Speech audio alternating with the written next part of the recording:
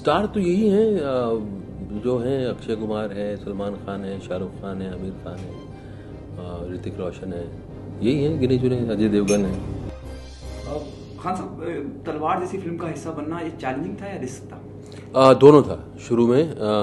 जब ये वर्जन मैंने पढ़ा तो बहुत सारे सवाल भी आए कि क्या यही सही वर्जन है, और हालांकि इसमें दोनों तीनों वर्जन दिखा रहे हैं।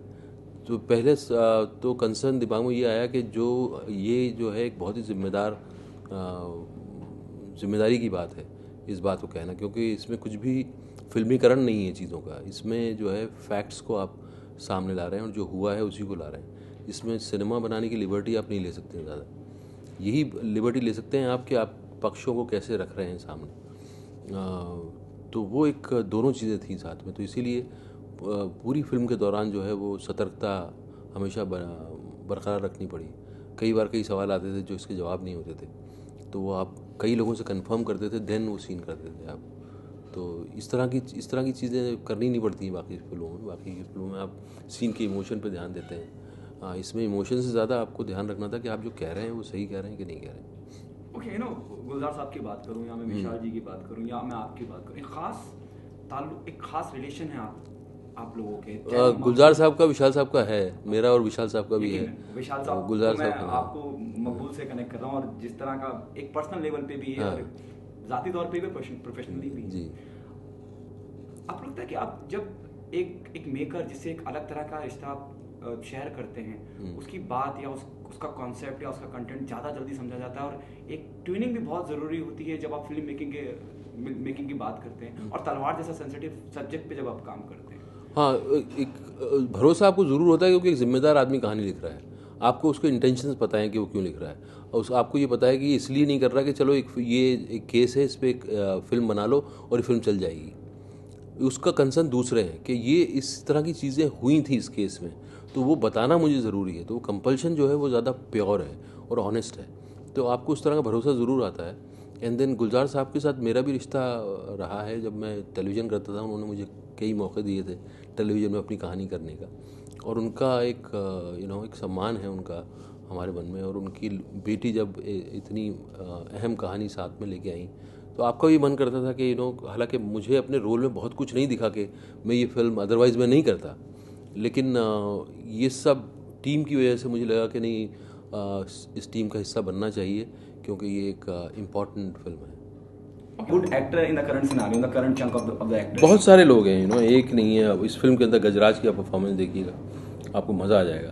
गजराज है, नीरज कवि है इस फिल्म के अंदर, और भी बहुत सारे यंग एक्टर्स हैं जिनको आपने कभी देखा नहीं, लेकिन इतनी ब्रिलियंट परफॉर्मेंसेज हैं। संजय मिश्रा मुझे बहुत पसंद है।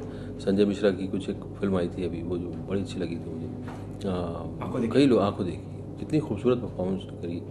और बहुत सारे यंग एक्टर्स आ रहे हैं जो कि आउटस्टैंडिंग एक्टर्स हैं। Whom do you see as a star in the industry? Star तो यही हैं जो हैं, अक्षय कुमार है, सलमान खान है, शाहरुख खान है, आमिर खान है, ऋतिक रोशन है, यही हैं गिने चुने, अजय देवगन है। The last one. Do you think star can be an actor? Yes, why not? In Hollywood there are stars and actors. They're both. They're stars and they're also actors. हमारी इंडस्ट्री में एक ही चीज़ से काम चल जाता है, तो ज़्यादा मतलब उस पर एनर्जी खर्च नहीं करते। और वो ठीक भी है। उस तरह की सिनेमा को ज़रूरत नहीं है, उस तरह की एक्टिंग की। बट बाहर की सिनेमा में इस तरह की ज़रूरत पड़ती है, जहाँ के मतलब अगर जॉनी डेप है तो वो स्टार भी है, वो एक्टर भी है। बहुत सारे ऐसे लोग हैं जो स्टार हैं और एक्टर भी हैं। This is one of the best phase of your life in terms of professionally. I think it's the best phase of Indian film industry also, because it's growing and it's getting better and better. And I have more choices now, and I have my audience, and I would try to give them engaging cinema, as much as possible in my whatever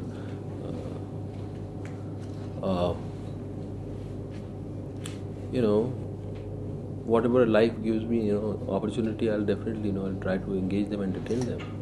Okay, the last one.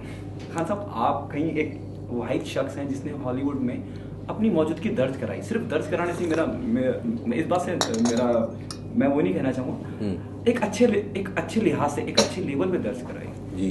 किसे credit देते हैं आप अमूमन जब भी press conference में पूछा था आप कहते हैं भाई एक अच्छा एजेंट पकड़ लीजिए और आप पहुंच जाएंगे वहाँ तक, ऐसा अमूमन होता नहीं है? नहीं, ऐसा नहीं होता है। ऐसा मुझे खुद को नहीं पता यार ये कैसे हुआ है ये। एंड आप वैसे कोशिश करोगे तो it's a tough thing, it's a very tough thing, very difficult industry, it's very competitive industry Hollywood. उसमें मैं तो ये बोलूँगा कि यार चांस की बात है, वो हो गया you know. I don't know any formula जिससे हो सकता है। एक